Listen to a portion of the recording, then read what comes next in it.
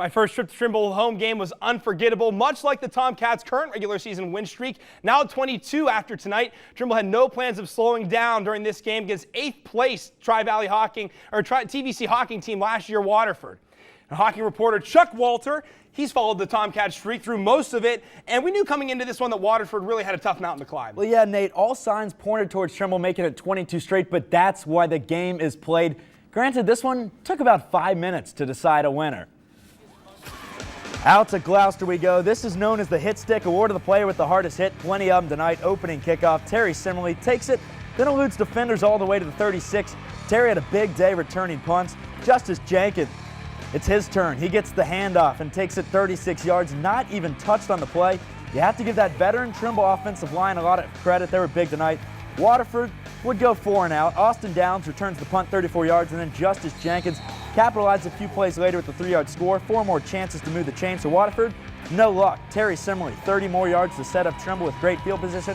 Not a ton on offense from Terry, but was big on special teams. 2 plays later, Justice Jenkins takes the direct snap, 26 yards, inside the 10, playing like a Gridiron Player of the Year candidate tonight. A penalty moves it back to the 11, and then Andrew Losi finds guess who? Justice Jenkins, who now has the hat trick. Waterford would go 3 and out again. Kudos to that Tomcat D. Then Losi showing more of his arm, this time finding Austin Downs, who will waltz into the promised land. Just not even fair, broke some ankles. That defender's going to have to go to the orthopedics. The Losi to Downs connection continues, and you know when you create a player who's 99 overall in Madden, they just run all over the field until they score?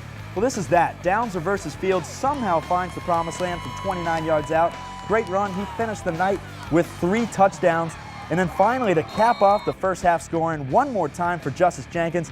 This one from 59 yards out just blows past everyone. He did it all tonight. Running TD, a catching TD. Heard even picked up Coach Ferris's dry cleaning after the game. Impressive night for Justice.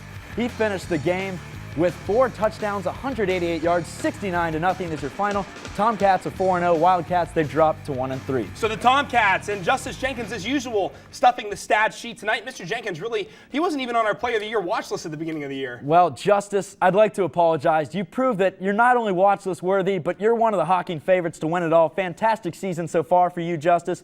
Just continues to rack up the touchdowns. Well, it's really wild, Chuck, because Trimble is a small school. They got to the state final last year, a year ago. They lost a bunch of talent. They're still good in 2014. Well, it starts on top. Coach Ferris has done a great job with this team. And then also you have to look at the 3 amigos, the big 3 I like to call them. Terry Simmerly, Austin Downs, and Justice Jenkins. Great senior leaders that have really elevated their play this year, and they've been great leaders off the field as well. So an interesting couple of weeks in the TVC Hawking. Trimble beats Waterford big. Meanwhile, Belfry, they're losers to Trimble. They hang tough with Wahama tonight. Did the results of the past few weeks make the Week 6 Trimble-Wahama matchup a little bit iffy? I think it absolutely does. I don't mean to upset Wahama fans, but based on what we've seen this year and also the transitive property, it looks like Trimble, they're the team to beat.